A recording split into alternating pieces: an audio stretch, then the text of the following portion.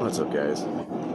Hopefully you can hear me over my forge down here in my shop. Kind of been thinking about various things that are, a lot of people deal with. Well, a lot of people.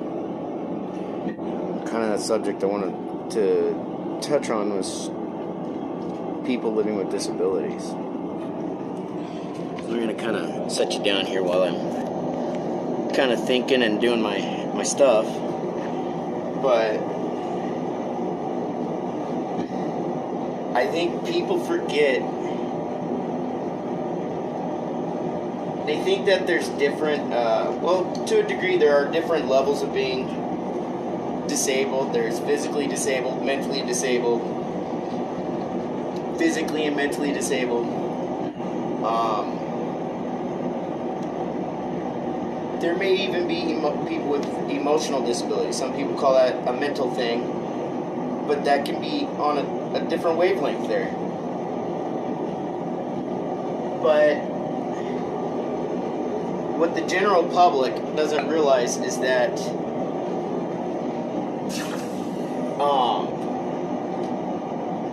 they seem to only want to grade people on their disabilities based on whether or not they can see if the person's disabled. So, pull up my little yard chair here. So basically, people want, they see somebody and they go, they must be normal, because they look at them and they see normality. They don't see anything in the face. They don't see necessarily how the person may be walking. They don't see like obvious deformities or changes that signal, oh, this person might be handicapped. So I don't know if it's a by nature thing or how people are raised, but they seem to grade people on these disabilities based on what they see and versus what they actually know. And a lot of these people seem to think that,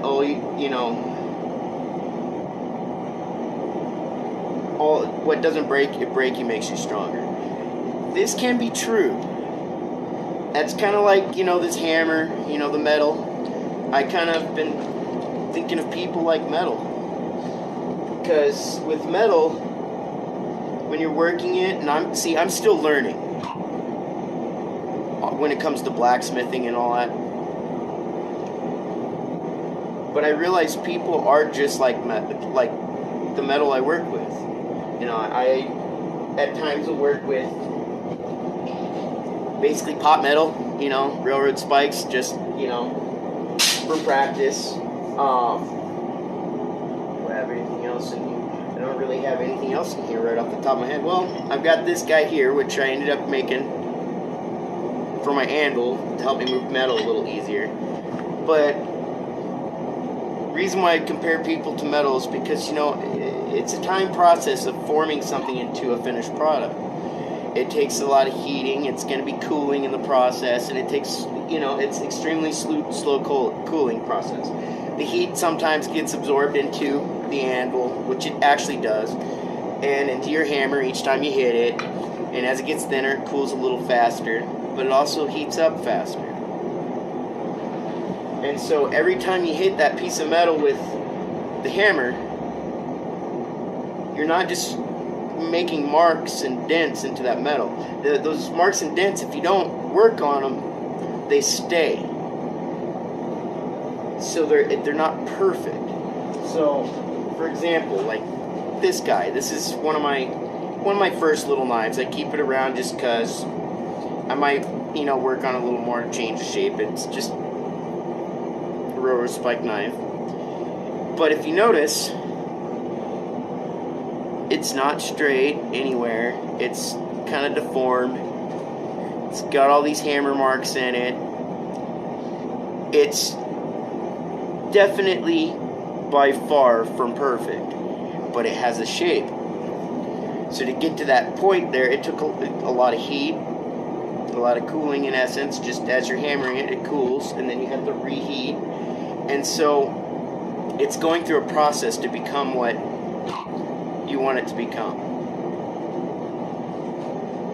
Now, some things are more difficult than other things. Like, I had to make a pair of tongs that I can actually hold on to easier at different angles because of my disability. I can't hold on to certain things, hold on to like some of these other tongs I have, like, grab this big bastard. This I cannot wield. I can pick it up, but to actually use this thing, I can't do it. It's a two-person job. So it just kind of sits here as decoration. Where this little guy I can. If you notice,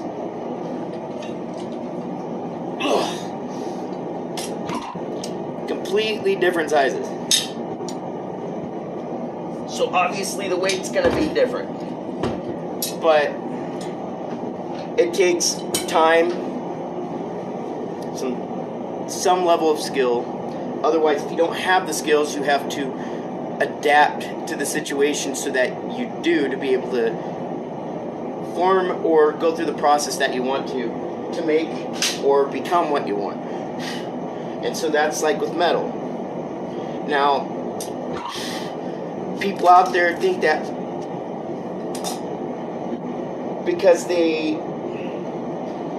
it, you know, certain situations are supposed to make you stronger. There's a thing with metalworking is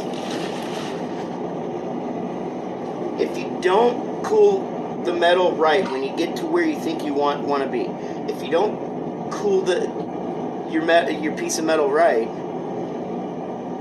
it can either become it would end up in most cases become brittle, and it can break real easy. It might take a few smacks, it might take some dings, it might take some chips, some cracks in the process, but eventually it breaks. And that's if you don't temper that metal properly. So if you heat certain metals up too much and then you suddenly cool it too fast, you can pop that metal and break it. It's just like people. If you push them too hard, or you push things too fast, or you don't adjust to that person's abilities, you're going to push them overboard. You're not making them stronger. You're going to actually start to make them weaker. You're going to work them backwards, which means they're going to have to work almost twice as hard to get where they're at when they're already having to work a lot harder to have some level of a normal life compared to the average normal person. Now, some people want to make comments that there's people with certain handicaps working in Walmart's greeting or taking grocery carts in. This is a fact, it's true. But Walmart can't hire millions of people who are disabled to greet and get grocery carts. That's the same with McDonald's. There's not enough McDonald's to have somebody with various types of handicaps, whether mental or physical or both, to either work in their, restaurants or to even just simply clean their restaurants. Well,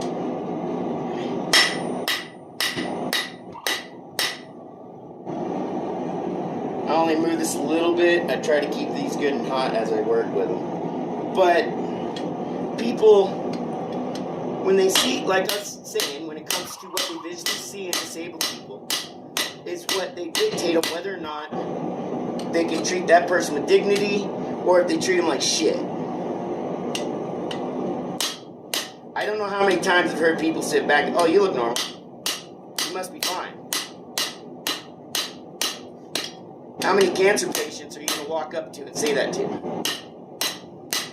How many people with other varying types of disease, genetic disorders and handicaps that you can't physically see are you going to say that to?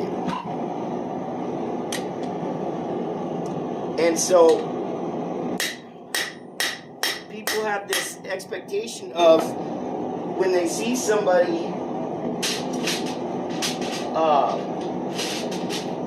they base on whether or not this person is capable or not by what they see. How would you, some of you like it, I mean, some of you might think it's funny, but my best guess is a lot of people who were to watch this type of stuff, they might be big time gamers, but they're not computer programmers. There's people out there who might be great cooks, but they're not chefs. Because even though they might be able to cook damn good food, it doesn't mean they can actually run a restaurant or run a kitchen or work at the speeds and paces that is required in a line cook situation. And so you don't expect yourself, I guess to make it easier, how can you expect people to do something that, even though you can do it, it's no different than somebody you expecting you to do their job with no idea of how to do it. You're going to be just as handicapped in that situation. You're going to go into that job and you're going to be like, I don't know what the fuck to do.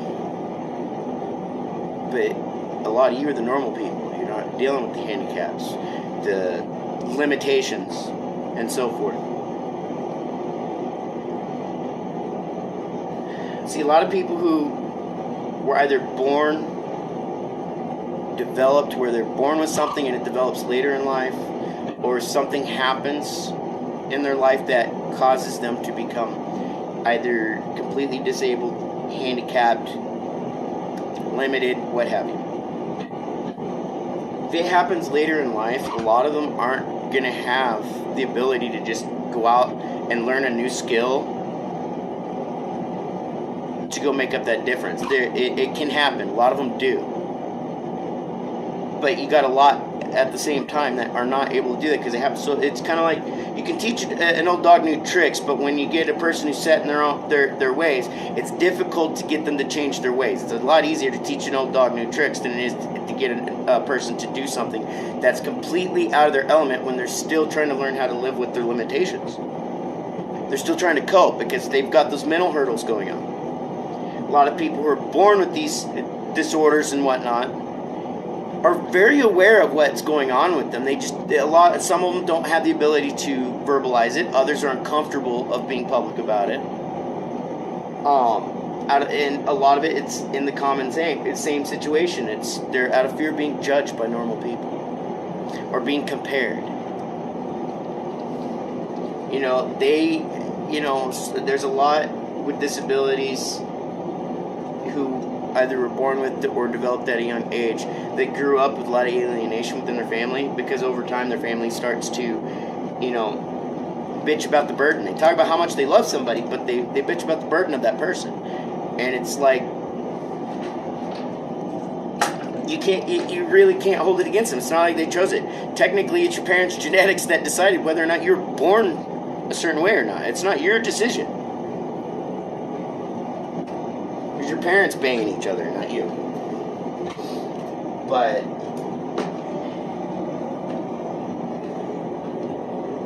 I do some things a little bit different. But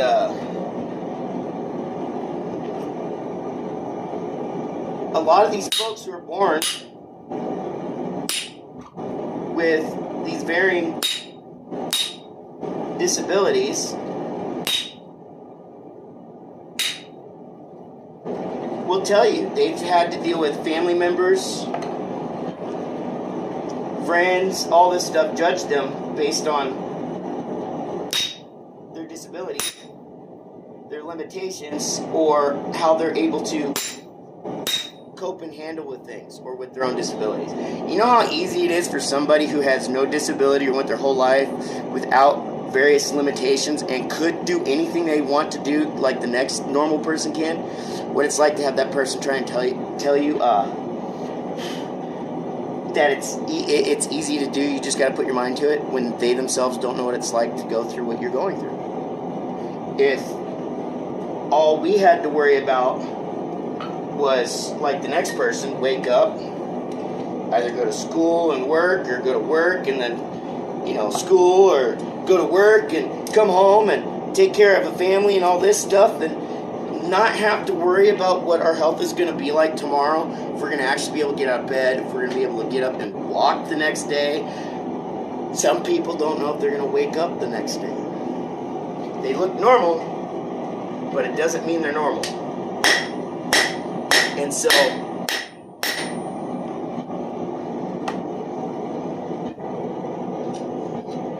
when people want to start trashing on those with varying disabilities because they're going, you don't have this obvious, you're not on a spectrum, whether it's being with Down syndrome or autism, somewhere in that spectrum, or you're not dealing with varying degrees of cancer, or you're not schizophrenic, or something similar to that, you're magically just as capable as the next person or normal person. You get people out there, you got these family members, friends, and even strangers who seem to think because you look normal, you're magically capable of doing the same things they can, or what the next person can. There's things that you can do as a disabled person that a normal person who's not disabled can't do. That you can. And it's not about parking spots or discounts, depending on where you're at.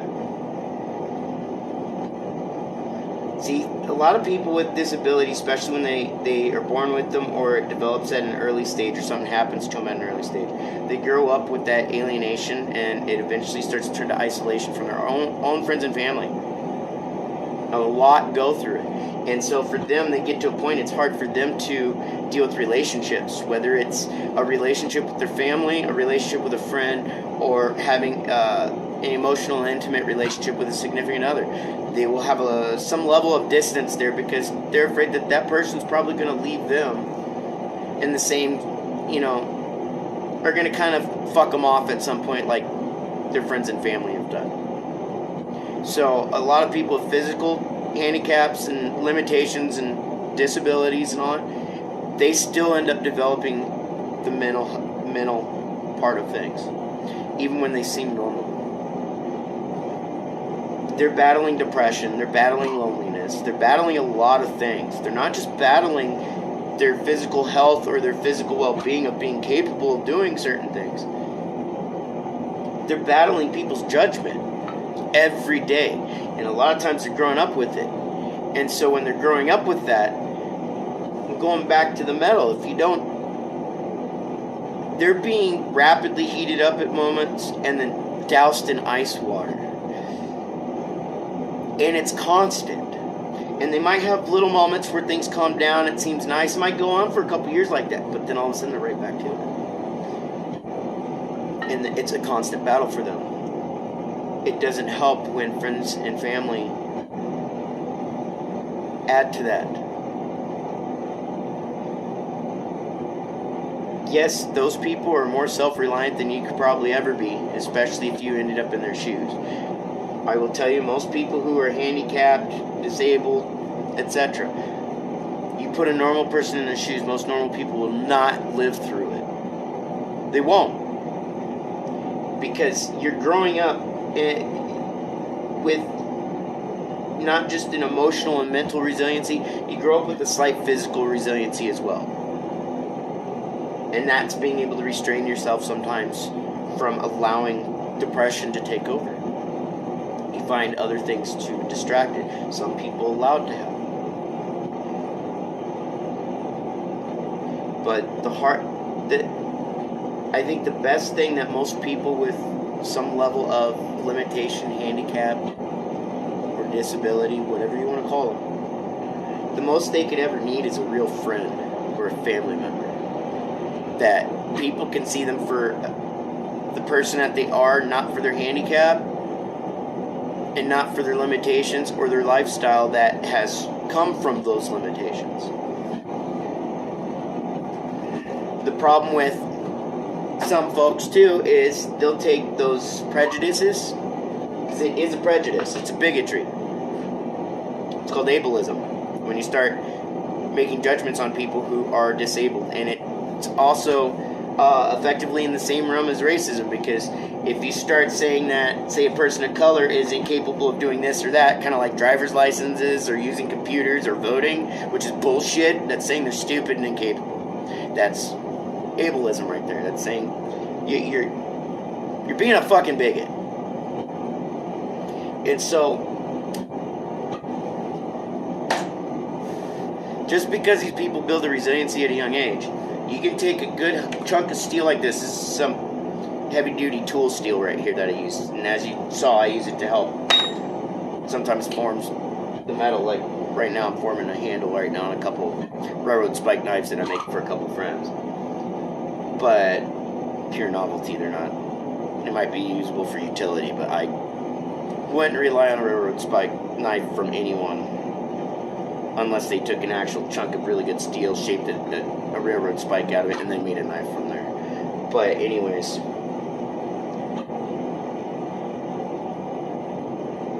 these people have already gone through a temperament, and you take a piece of steel like this and you start reheating it, you're going to weaken that steel. It's going to start, losing that temperament, that resiliency that was originally there or intended to be there. And if there's not the proper support there to keep that resiliency or that proper temper going or strength, it's going to break. Just because you see that person who's coming to work every day, working their ass off, even if they're married or single, have kids, no kids, and they're working really hard, you're thinking all they're stressing out about is their gas and their living expenses. But for all you know, they've got something going on inside that limits their living experience. To that degree, some people do have it worse than others, and others have to cope with it different than others. Because not everybody has cancer, not everybody has some form of mental disability, right off, etc. Not everybody is an amputee, quadriplegic, paraplegic. Not everybody's like that. But one of the worst things I see in society is we have a habit of judging things by what we see. And when someone's going, look, I have limitations, I'm disabled, that's not your calling card to start judging them and limiting them as a person. They may not be able to go get that job that makes them $30, $40, $50 an hour, 20 plus an hour. They may got stuck working at McDonald's or gas stations or these low-income places, but you know what? They have to work their ass off to get through that limitation every fucking day. Even if they're not able to go and get whether you want to call it a normal job, an entry-level job, or anything like that, they're still having to work hard every day to keep not just that sanity, but to keep their health in line. And a lot of times, many of them will have other things that they do at home that, although they're not getting paid for, they're still working pretty hard at home with what's within their limitation. It's like myself, I can't lift a whole lot of shit. Can't do a whole lot of work. I have neurofibromatosis type 2. That's a tumor right there. I go to that because if I strip down, you'd see them all over. You don't see them anywhere else. You might see this one start to come out every now and then. You might see an eye droop once in a while. Or I might get a lazy eye from it. But I can't do the jobs that I did in the past. I've worked freight. I've worked in production. I'm working in steel production. I've done construction. I've done more than just McDonald's and fast food. I've done more than just family restaurants. I would still be cooking if I could stay upright for the time period that they need me to. And so I have to work around my limitations. And if I can't find a place that here's the thing, I'm not the type of person that demands a business to adjust to my needs. I need to adjust to theirs, and if I can't do it physically, then I need to find something I can.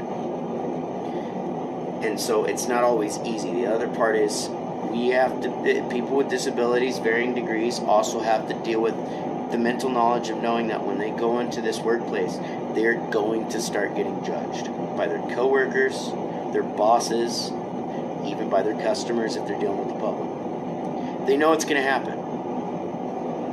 Most people might be nice to your face, but behind their back, they'll be talking shit, or they'll make a comment that's degrading as fuck. And yeah, pull those out and hammer them out a little bit more here. But this is something that's kind of been wearing me down for a long time because of my own disabilities. I've sat isolated.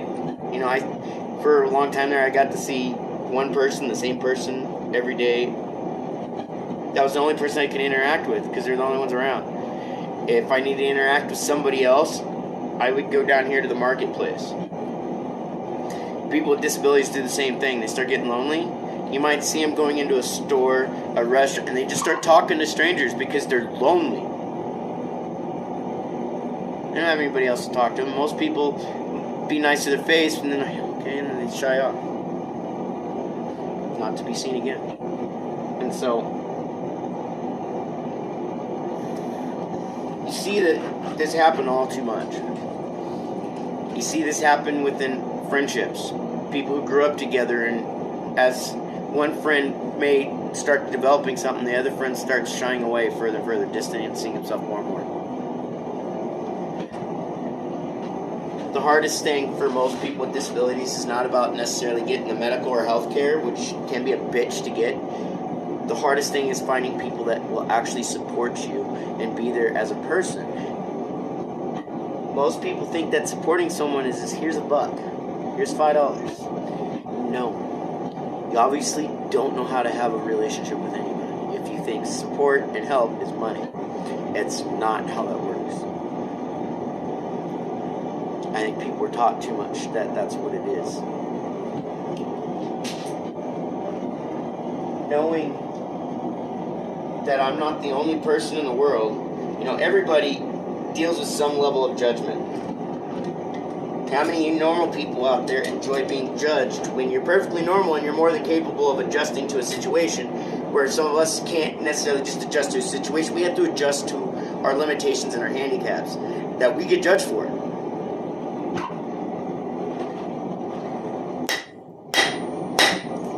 Not everybody wakes up one day and goes, I want to just magically become disabled today. The only people that do that, because there are people out there who feel like they're missing that they're sorry, I'm a little sidetracked at the moment while I'm doing this. Some people might feel like they're an amputee, and so they'll go and try and get a doctor to cut a limb off so that they can feel like, so they can match what they feel like. Does this sound familiar to some people on some subjects? And that is recognizably a mental handicap that person either was born with, or something happened in their life that influenced this way of thinking to set them over that way. Either way, they already had some sort of mental or emotional handicap going on, and it's coming out as, well, I feel like an amputee. And you look at that up, can't remember what it's called. But even they didn't choose to be that way.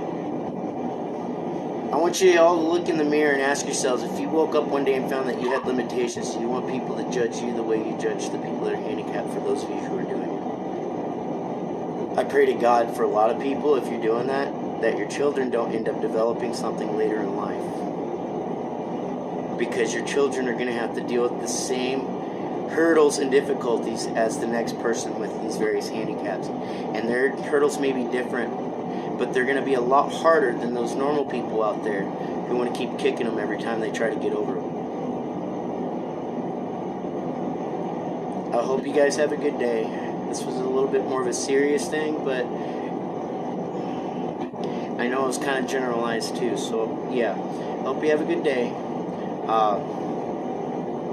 Yeah, this was another episode of Lost in Thought today. And I hope you enjoyed hanging out with me in my shop for the last 30 minutes. Take care.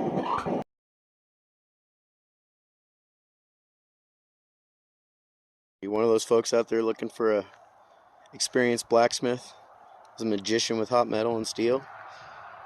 Check out my friend Matab Damascus. He can make you some badass functional tools, pieces of art, anything you'd like, including badass hammers. Check him out.